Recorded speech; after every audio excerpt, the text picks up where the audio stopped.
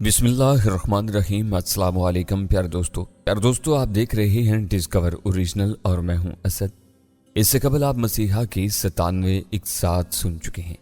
आप किस्त 98 मुलाहिजा फरमाएं। लेकिन इससे कबल आपसे रिक्वेस्ट है कि अभी तक आपने अगर हमारे चैनल को सब्सक्राइब नहीं किया तो हमारे चैनल को सब्सक्राइब कर लें और बेल आइकन को क्लिक कर लें ताकि आपको तमाम तर वीडियोस मिलती रहा करें।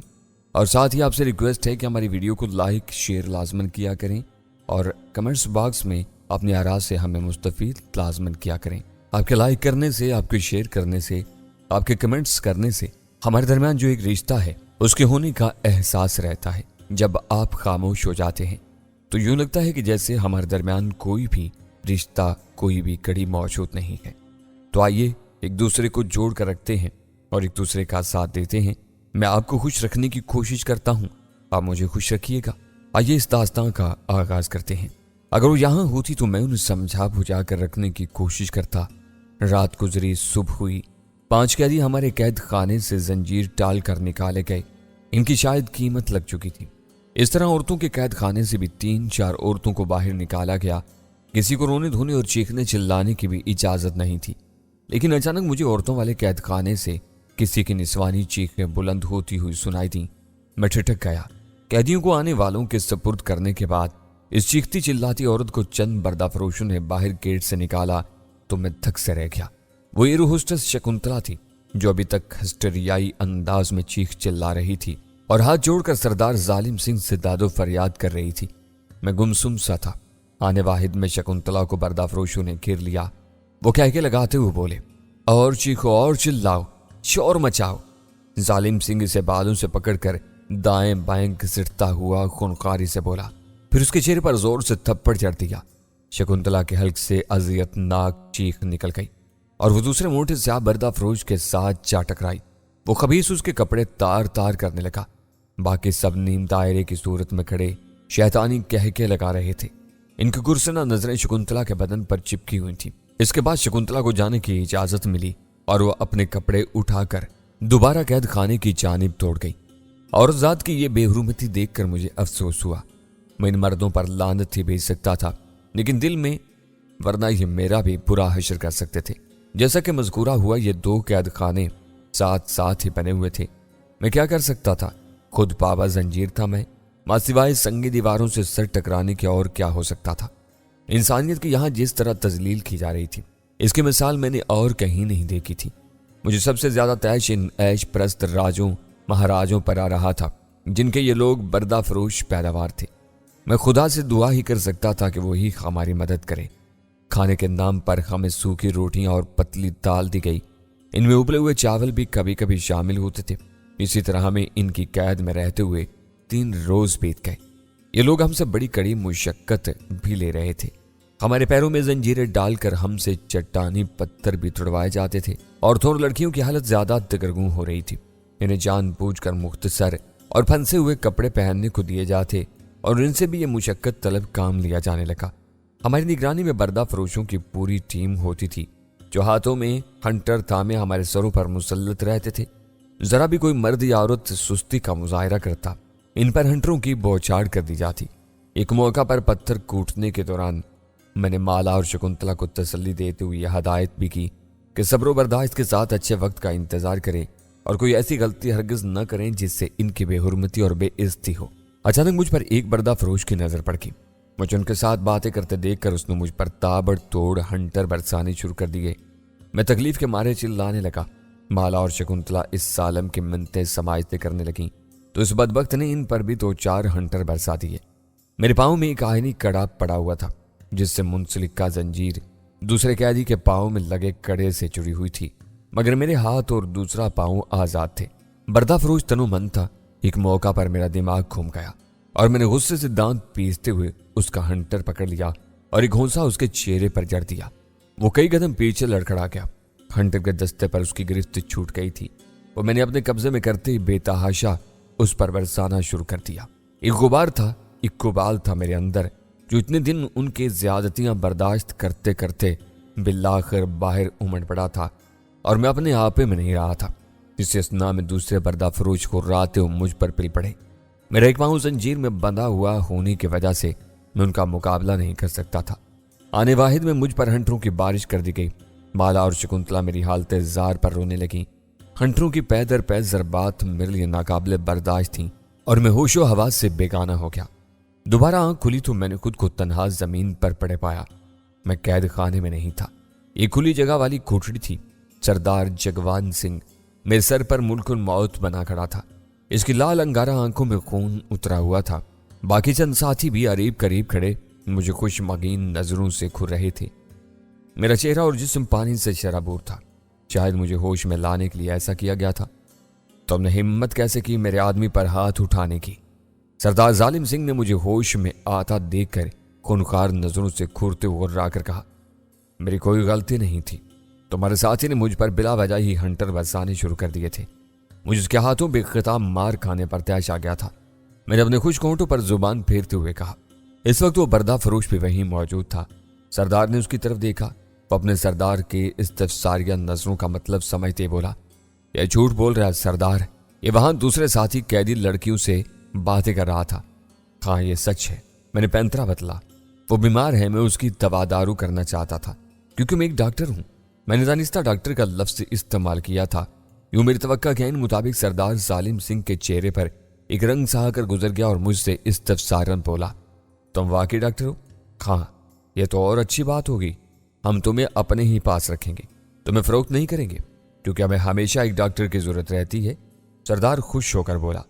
میرے بتانے کا بھی یہی مقصد تھا کہ میں علاج معالجے کے معاملے میں ان کے قریب رہوں، مشقت طلب کاموں سے بھی بچا رہوں اور کوئی تدبیر بھی کر سکوں، ورنہ اگر یہ مجھے کسی مہاراجے کے ہاں فروخت کر دیتے تو وہاں نہ جانے کیا حالات ہوتے۔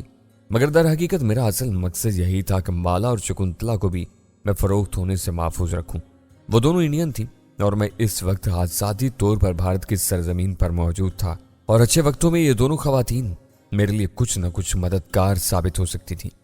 ہاں، میں بھی یہی چاہتا ہوں کہ کسی اور کا غلام بننے کے بجائے تمہارا غلام بنا رہوں، کیونکہ میرا دنیا میں کوئی نہیں رہا۔ جہاز کی تباہی نے میرا سب کچھ ختم کر ڈالا۔ میں نے آدھے سچ اور آدھے جھوٹ سے کام لیتے ہوئے اپنا بیان جاری رکھا، مگر میں اپنی دونوں ساتھیوں کے بغیر ادھورا ہوں۔ وہ میری اسسٹنٹ اور نرسیں ہیں۔ میری توقع کے مطابق اس کی پھر آنکھیں چمکنے لگیں۔ اچھا، یہ تو اور بھی اچھی بات ہے، ہمیں اپنی تیمارداری کے لیے بھی ایسی ہی عورتیں درکار ہیں۔ تم اب سب سے پہلے ہمارا علاج کرو گے، مجھے تمہاری خدمت کر کے خوشی ہوگی۔ میں نے تیر نشانے پر لگتے ہی فوراً سردار سے مکارانہ فرونتی سے کہا، میری بیوی روشا کافی روز سے بیمار ہے، خود میرے سر میں اکثر اور بڑا شدید درد رہتا ہے، ہم شہر بھی نہیں جا سکتے۔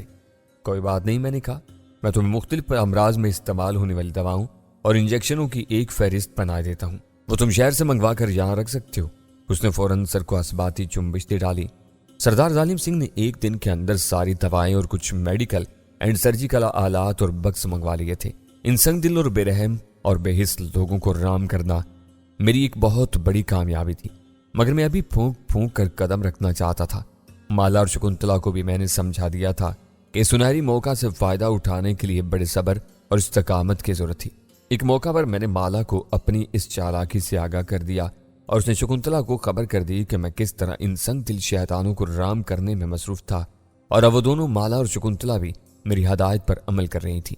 یوں میں نے سب سے پہلے سردار جگوان سنگھ کا طبی معائنہ کیا تھا۔ وہ ہائی بلڈ پریشر کا مریض تھا۔ میں نے اسے بلڈ پریشر میں استعمال ہونے والی گولیاں کھانے کو دیں تو وہ خود کو ایک دم ہلکا پھلکا محسوس کرنے لگا۔ اس کا مستقل سر درد بھی ختم ہونے لگا تھا۔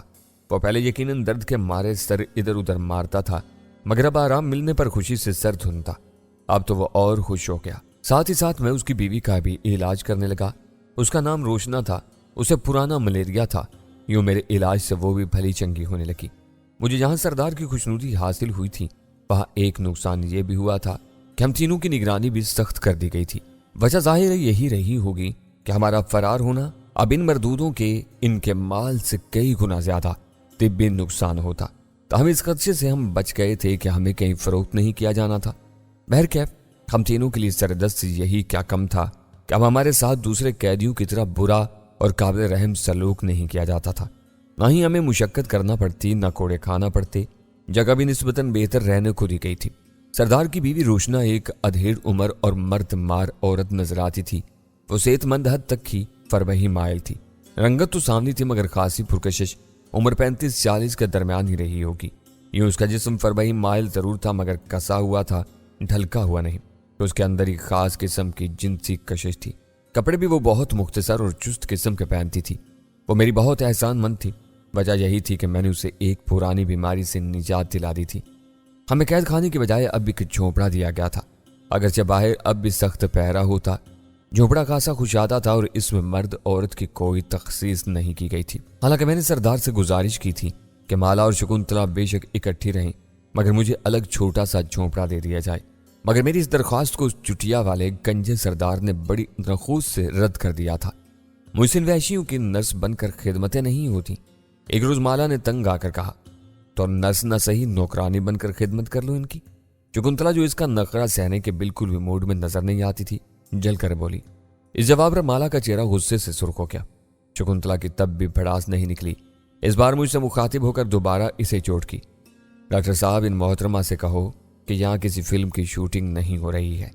सब कुछ हकीकत है और ये भी कि हम इन लोगों के इस वक्त खिदमतकार ही हैं। बकवास बंद करो अपनी। माला फट पड़ी। मेरी जो हैसियत है वो वही रहेगी, बदल नहीं सकती। मोहतरमा, आपने फिर वही बेकार की बहस शुरू कर दी। मैंने फिर इनके दरमियान बीच बचाव कराने की गर्ज से कहा। तखातुब माला ही थी। इसके सर पर कुछ ज्यादा ही गरूर सवार था। इसे समझाते हुए मैं आगे बोला, इस वक्त हम सबकी जान पर बनी हुई है। चाहे तुम्हें अभी तक इसका अंदाजा नहीं हो पाया है मुझे अंदाजा अच्छी तरह। माला ने मुंह फुलाकर कहा, लेकिन मैं ये कहना चाहती हूँ कि हमें अब यहां से फरार की कोशिश करनी चाहिए। हम एक खासी हद तक राम कर चुके हैं। खूब, शकुंतला बाज आने वाली कहाँ थी, तंजिया लहजे में बोली। मोहतरमा अदाकारा साहिबा को कुछ ज्यादा ही खुशफहमियां चढ़ी हुई हैं। तुम चुप रहो जरा। मैंने शकुंतला को टोका, फिर माला से खड़ी संजीदगी से कहा, माला, तुम्हें वाकई मौजूदा हालात की संगीनी का बिल्कुल भी अंदाजा नहीं है। शुक्र करो कि मैंने जो चाल चली वो इस हद तक तो कामयाब रही कि हमें कोई मुशक्कत तलब काम नहीं करना पड़ रहा और ना ही इनकी बेहूदगी का सामना करना पड़ता है। आराम से बैठे रहते हैं। इस दौरान तुमने देखा नहीं कि कितने मर्द औरत कैदियों को ये हमारे सामने फरोख्त के लिए ले जा चुके हैं। थोड़ा सब्र करो, अल्लाह हमारे साथ है। यहां तक उसने मदद फरमाई है तो वह आगे भी हमारी मदद करेगा। माला चुप हो गई। शाम ढलने लगी थी। हमें खाने पीने के लिए अब अच्छी खुराकें दी जाती थीं। शाम ढली तो एक पहरेदार ने मुझे अपने साथ आने का इशारा किया। मैं यही समझा कि सरदार या उसकी बीवी या फिर उसके किसी साथी की तबीयत खराब हो गई है। मैं माला और शकुंतला को आपस में न उलझने की हदायत करके दवाओं का थैला उठाकर झोंपड़े से निकला तो पहरेदार मुझे सरदार की बीवी रोशना के झोंपड़े के अंदर जाने का इशारा करके खुद वहीं बाहर ही दरवाजे पर खड़ा हो गया। मैं अंदर दाखिल हो गया। अजीब होशरुबा माहौल मेरा मुंतजिर था। अंदर मशल रोशन थी जिससे झोंपड़े की महदूद फिजा गर्म थी। रोशना अंदर तनहा थी। वो जमीन पर फैली घास फूस पर बिछी मोटी चादर पर पहलू के बल अपनी सेहतमंद कमर का कयामत खेज खम निकाले नीम तराज थी। इसके भरे भरे सांवले बदन पर महज एक मटियाली और बारीक मलमल की साड़ी नुमा धोती बनी हुई थी जिसका मुख्तसर सा ब्लाउज तकल्लुफन ही ऊपर तक था। इसके होंठ गैर मामूली तौर पर भरे भरे और अध खुले से नजर आते। मशल की रोशनी में उसका नीम और याद सावला जिस्म चमक रहा था। न जाने उसने किस जानवर की चर्बी का तेल इस वक्त मल रखा था जिसकी अजीब हैवानी और हवासों पर छा जाने वाली बू भी इस रंगीन और संगीन माहौल में रची हुई थी। इसका यह अंदाज देखकर बावजूद कोशिश जब्त के मेरे सीने में तूफानी हलचल होने लगी। मैं कोई फरिश्ता तो नहीं था, आम इंसान ही था और जवान भी। वो मुझसे 10-15 साल ही बड़ी रही होगी जबकि उसका शौहर जगवान सिंह अलबत्ता उम्र रसीदा जिसकी उम्र का अंदाजा मुझे 50-55 ही के पेटे में हुआ था। मैं यकटुक उसे उस कयामत खेज अंदाज में तकता रह गया। अगरचे तेल और तेल की धार को मैं भी समझ चुका था और यही पैंतरा मुझे बदल कर गैर यकीनी फिजा को अपने और अपने दोनों साथियों के हक में करने का एक रंगीन मौका मिल रहा था। तो क्या कबाहत थी। मोहब्बत और जंग में सब जायज होता है। रोशना ने भी मेरी निगाहें शौक भांप ली थी। इसके होंठ मानी के अंदाज में कुछ और वाह हुए। वो इसी तरह लेटी मखमूर निगाहों से मुझे तके जा रही थी। इसकी आंखों का नशा बता रहा था कि मामला तबीयत की खराबी से हटकर था। अधेड़ उम्री के बावजूद उसके अंदर जज्बात की हलचल उसके लबों के इर्ताज से साफ महसूस हो रही थी। एक शागल नुमा बोतल उसने अपने पास रखी हुई थी। आओ डॉक्टर, बैठो मेरे करीब। उसने हाथ के इशारे से कहा तो मैं खुश्क पड़ते होंठों पर जुबान फेरते हुए बोला, क्या तुम्हारी तबीयत खराब है? हाँ डॉक्टर, आज मेरी तबीयत खराब ही है। मेरा मुआयना करो बहुत अच्छी तरह और जरा खुलकर। उसने कहा, اس کی آواز اور لہجہ اس کی ہوش مندی کا ساتھ دیتے محسوس نہیں ہو رہے تھے۔ میں اندر سے کھٹک رہا تھا اور تجویز صدا بھی ہو رہا تھا کہ نہ جانے اب کیا گل کھلنے والا تھا۔ وہ ایک وحشی سردار کی بیوی تھی۔ جگوان سنگھ کی دہشت کم نہیں تھی۔ اسی وقت جب میں اپنے اعصاب پر قابو پاتا ہوا دواؤں کا تھیلا سنبھالے اس کے اور قریب آیا، پھر اس کے نزدیک بیٹھا تو اس نے میرا ہاتھ پکڑ لیا۔ یہی وہ وقت تھا جب کوئی ترانہ وار اندر داخل ہوا تھا۔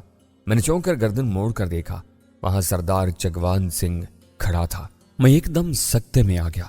صورتحالات ہی ایسی رنگین و سنگین تھی، روشنا جذبات تلے مخمور ہو جا رہی تھی۔ میں اس کے قریب بلکہ قریب بیٹھا تھا اور اس نے میرا ہاتھ اس جذباتی انداز میں پکڑ رکھا تھا۔ ایسے میں جگوان سنگھ جیسا خطرناک سردار اچانک ادرانہ وار اندر داخل ہوا تھا۔ اس مردود کی ایسی دہشت مجھ پر سوار ہوئی تھی کہ میں چند لمحوں کے لیے منجمد ہو کر رہ گیا، اور روشنا اس کے لیے تو جیسے کچھ ہوا ہی نہیں تھا۔ اس نے اپنے شوہر کی جانب جیسے دیکھنا تک بھی گوارا نہیں کیا۔ اس کی آمد کا اس نے کوئی نوٹس ہی نہیں لیا۔ ہاں، مجھ سے اگلے ہیرے میں مخاطب ہو کر بولی، ڈاکٹر تمہیں بھگوان کا واسطہ سچ سے بتاؤ نا، میرے پربھو کو کوئی خطرناک بیماری تو نہیں ہے نا؟ بالکل نہیں ہے، میں نے بھی گھبرا کر کہا۔ نہ جانے یہ کمبخت پربھو کون تھا، کیا تھا؟ اتنی ہندی تو مجھے بھی آتی نہیں تھی۔ کیا خبر مجھے ہی کہہ رہی ہو؟ ساتھ ہی میں نے آنکھ سے اسے جھونپڑے کے دروازے کی طرف بھی اشارہ دیا۔ پربھو، میرے پربھو، وہ محبت بھرے انداز میں چلائی اور میرا ہاتھ چھوڑ دیا۔ اکدا کھلا کہ اس نے بغیر ادھر دیکھے پہلے ہی خطرہ بھانپ لیا تھا۔ اپنے شوہر کی موجودگی پر دانستہ لا علمی ظاہر کرتے ہوئے اس نے بات ڈھک لی تھی۔ اس کا یہ چرتر تو مجھے تب پتا چلا جب سردار جگوان سنگھ نے اس کی بات سن کر وہیں کھڑے کھڑے بڑک مار کر کہا، رانی چنتا مت کر، تیرے پربھو کو کچھ نہیں ہونے والا، میں بالکل بھلا چنگا ہوں۔ میں اس موقع سے فائدہ اٹھاتے ہوئے روشنا سے تھوڑا دور کھسکنے لگا۔ اس نے بھی غیر محسوس انداز میں مجھ سے فاصلہ بڑھا لیا تھا اور ساتھ ہی اپنی دونوں مرمری باہیں اپنے پربھو کی جانب پھیلا کر دنیا جہان کی محبتیں چہرے پر سجائے اس سے بولی، میرے پاس آ جاؤ نا میرے پربھو، مجھے تسلی دو کہ تم واقعی بھلے چنگے ہو، مجھ سے اپنی کوئی خطرناک بیماری تو نہیں چھپا رہے ہو نا؟ روشنا کی چلتر کاری جاری تھی اور میں اسے اس کے پربھو کے رحم و کرم پر چھوڑنے کے لیے بالکل تیار اپنے دواؤں کا تھیلا سنبھالے کھڑا ہو گیا۔ دروازے کی جانب بڑا ہی تھا کہ سردار جگوان سنگھ کی بڑک ابھری۔ ٹھہر جاؤ ڈاکٹر، میرے قدم وہیں جم گئے۔ پہلے ہماری پتنی کو تسلی دو کہ ہمیں کوئی خطرناک بیماری نہیں ہے اور نہ ہی ہم اس سے کچھ چھپا رہے ہیں۔